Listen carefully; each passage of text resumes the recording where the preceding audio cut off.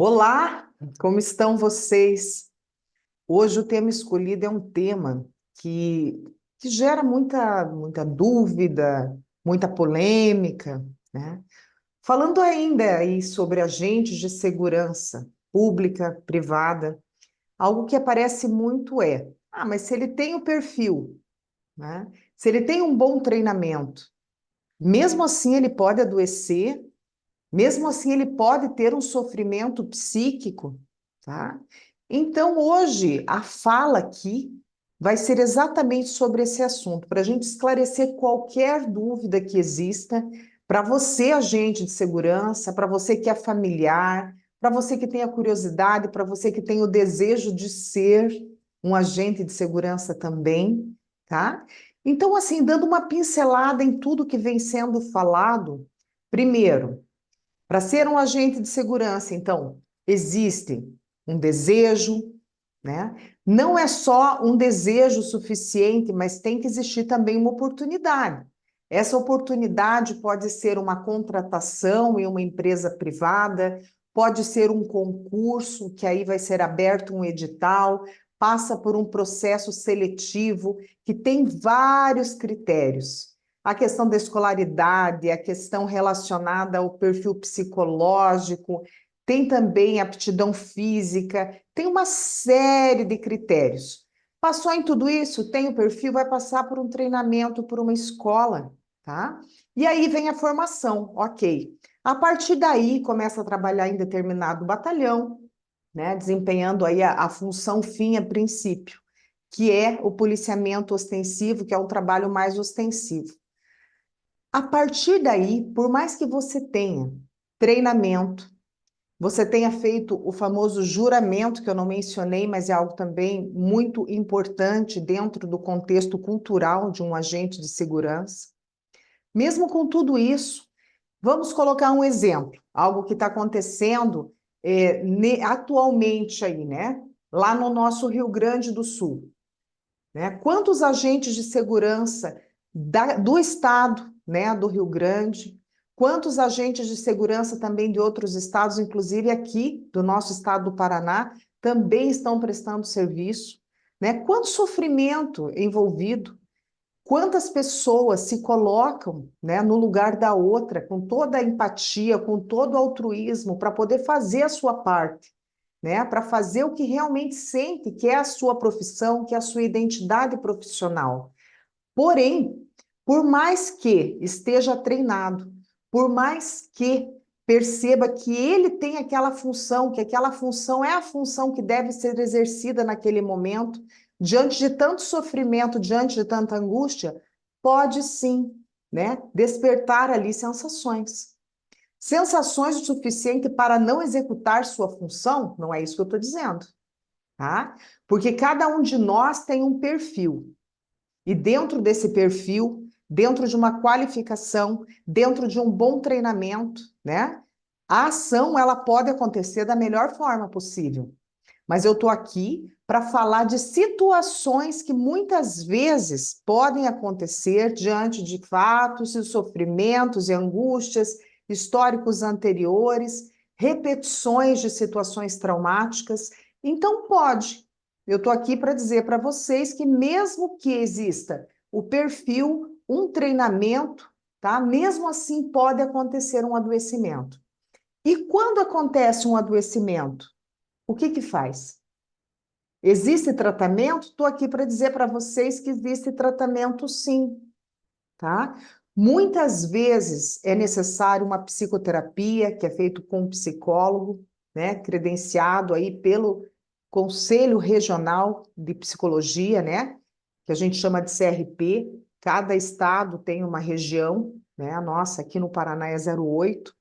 Então, é necessário para que, através da psicoterapia, através do autoconhecimento, você possa ressignificar muitas dores, entender o porquê de alguns sofrimentos. Em alguns casos, é necessário o uso de medicação, tá? E quando é necessário o uso de medicação, o profissional, o agente de segurança, ele vai passar por um acolhimento, por um atendimento. Em geral, quem é o médico que vai fazer esse tipo de tratamento é o psiquiatra. também pode ser o neurologista e também pode ser um clínico geral ou qualquer uma das especialidades que possa detectar, digamos, foi um ortopedista.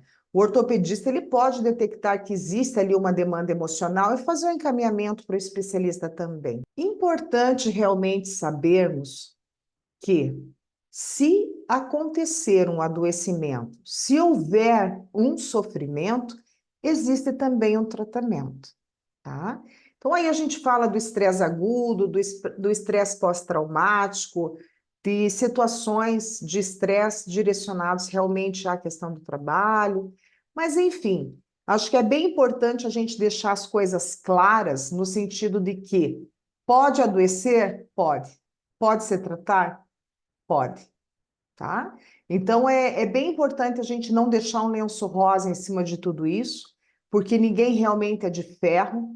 Pode sim, né, acontecer aí situações de resiliência, de repente de pessoas relacionadas à questão da saúde, da segurança pública, passar por toda uma vida, toda uma trajetória com situações de estresse e não despertar por conta do perfil que ele tenha, né, na questão da estrutura mesmo da pessoa, pode ser que não haja uma demanda emocional.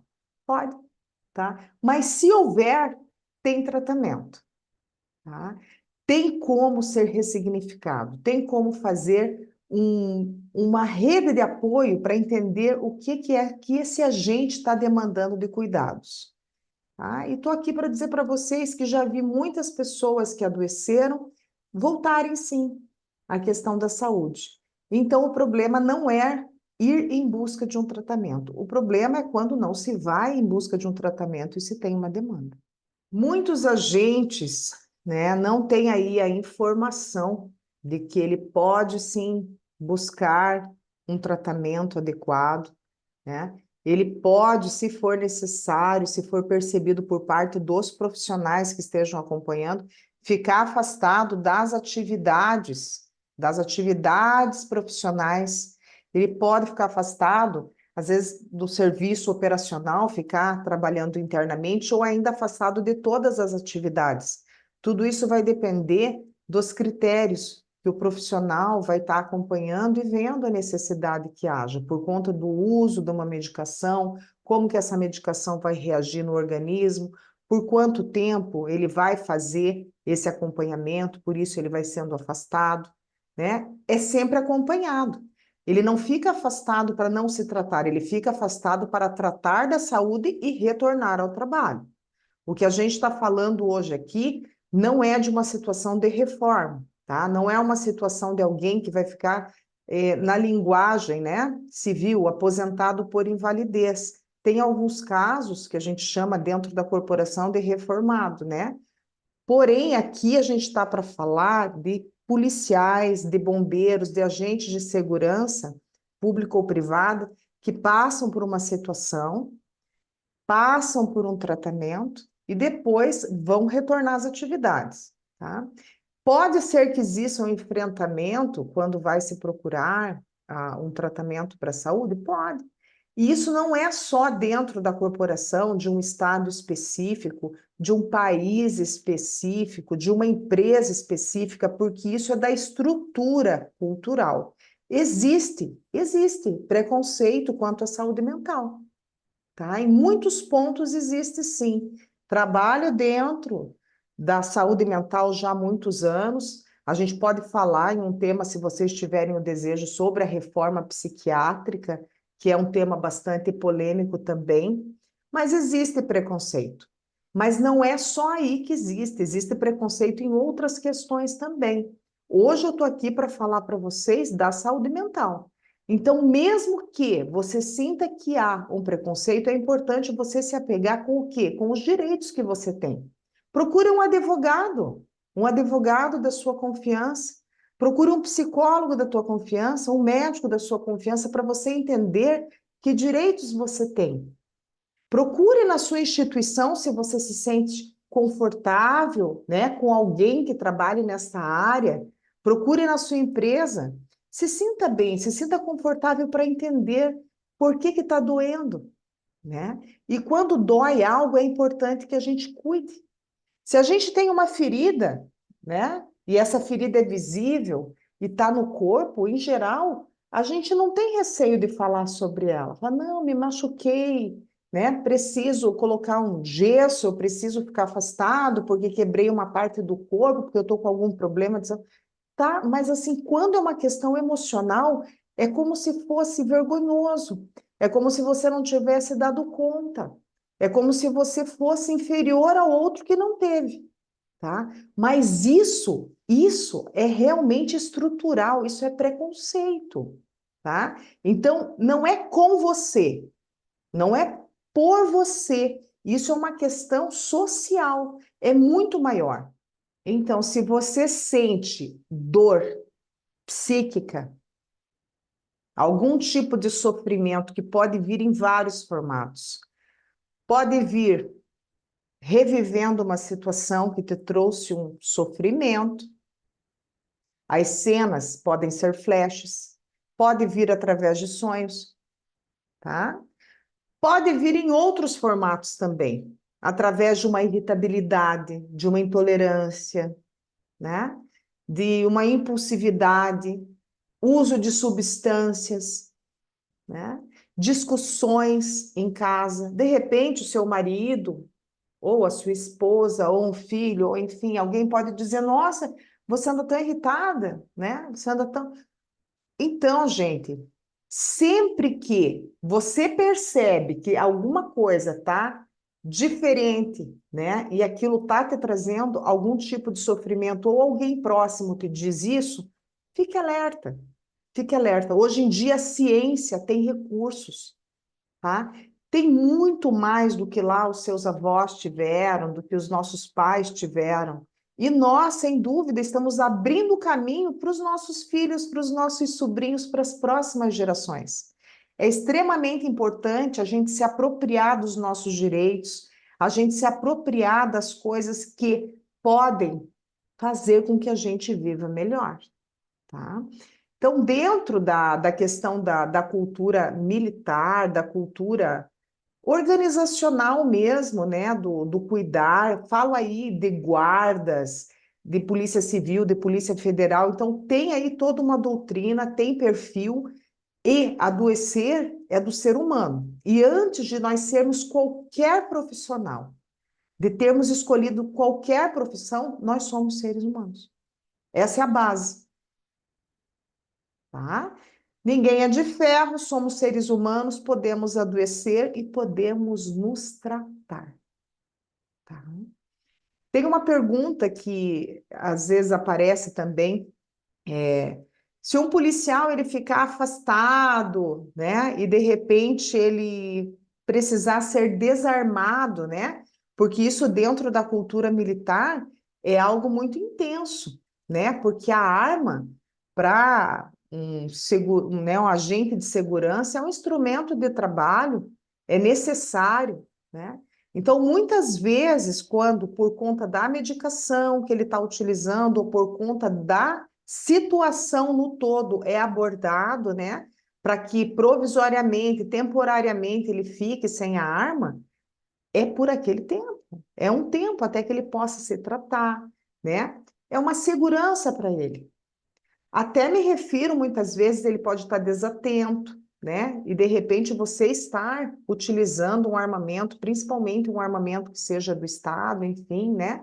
Ou até mesmo seu particular, você tem que estar, né, com todos os sentidos bem aguçados. E muitas vezes, se tiver com uma depressão, se tiver com uma ansiedade, ou uso de uma medicação que ainda está sendo ajustado, é importante que você possa se entregar para aquele momento, para que você possa cuidar de você naquele momento, né? Então, muitas vezes pode sim acontecer de uma junta médica, de ser definido que por alguns meses, né, esse armamento vai ficar não sob a guarda, né, ali sob a cautela do agente de segurança, mas isso vai ser revisto, né, assim que a medicação se ajuste, ou seja, né, retirada, se for o caso, pelo médico que sugeriu. Então, são momentos. É bem importante a gente entender que a nossa vida, ela oscila. Tem um momento para você se tratar, tem um momento para você trabalhar, tem um momento que você pode estar se tratando e trabalhando ao mesmo tempo. importante é você estar aberto. Acione o seu sensor interno. Você é um cuidador, em geral, um cuidador nato. O que a gente vem trabalhando aí, né, já há algum tempo, é, se você tem esse perfil de cuidar, né, e é um agente, inclua-se nesses cuidados. Aceite uma rede de apoio. Escolha a sua rede de apoio. Se você no seu sensor detecta, não, mas eu estou precisando, eu não estou dormindo bem, eu ando inconstante, os problemas que eu tinha eu via de uma forma e agora eu estou vendo de uma forma muito intensa, tem passado algum tipo de ideia negativa na minha cabeça, tá? Você pode escolher a tua rede de apoio nesse primeiro momento. Claro que existem momentos que quando a gente não procura ajuda, muitas vezes a ajuda vem de uma forma externa, né? Mas a gente está falando aqui de autocuidado e de autopercepção. Então, você pode escolher, assim, médicos, psicólogos, profissionais da área da saúde, principalmente, que você confie, que você se sinta confortável em dividir. Pode ser da sua corporação, pode ser da sua empresa, pode ser de um lugar que não tem uma relação com a sua instituição ou com a sua empresa, se for mais confortável para você. Importante é que você se sinta bem, em um lugar confortável. Quando eu digo lugar, é um espaço terapêutico confortável para você falar do que te incomoda, tá? Existem grupos, tem pessoas que procuram grupos. Se você acionar, tá, a internet, tem vários grupos que você pode trocar, tem grupos que são em formatos online. Tem grupos que são na região que você mora, se você não se sente confortável, tem grupos de outros estados. Você pode conhecer outras culturas, você pode trocar, né? Entender como que é lá o sofrimento do outro, como que ele lidou com situações semelhantes às suas, tá? Então, aqui realmente é acessar o seu sensor, detectar se você realmente precisa de algo e escolher. Escolher o que você pode ter como rede de apoio, tá? E abrir-se, assim como você é rede de apoio de muitas pessoas, você também pode ter uma rede de apoio, tá? Porque para a gente cuidar do outro, a gente tem que estar bem. Então, no mínimo, é incluir-se nesses cuidados, ok? Estou à disposição. Se isso que foi falado aqui fez sentido para você, tá? Ou se você pensou em alguém neste momento que você estava ouvindo o vídeo, encaminhe para essa pessoa. Fale desse assunto para essa pessoa. Se esse assunto despertou teu interesse, procure saber mais, leia sobre isso. Vá até um local, uma unidade de saúde e pergunte, tá? Então, assim, existem muitas formas de você se conectar com essas questões, para que você possa, sim, viver cada dia de uma forma ainda melhor, tá? Se você gostou, curta, divida, reveja, tá? Mas se aproprie disso, que é fundamental para a sua saúde mental, da sua família e de uma sociedade em geral. Até a próxima.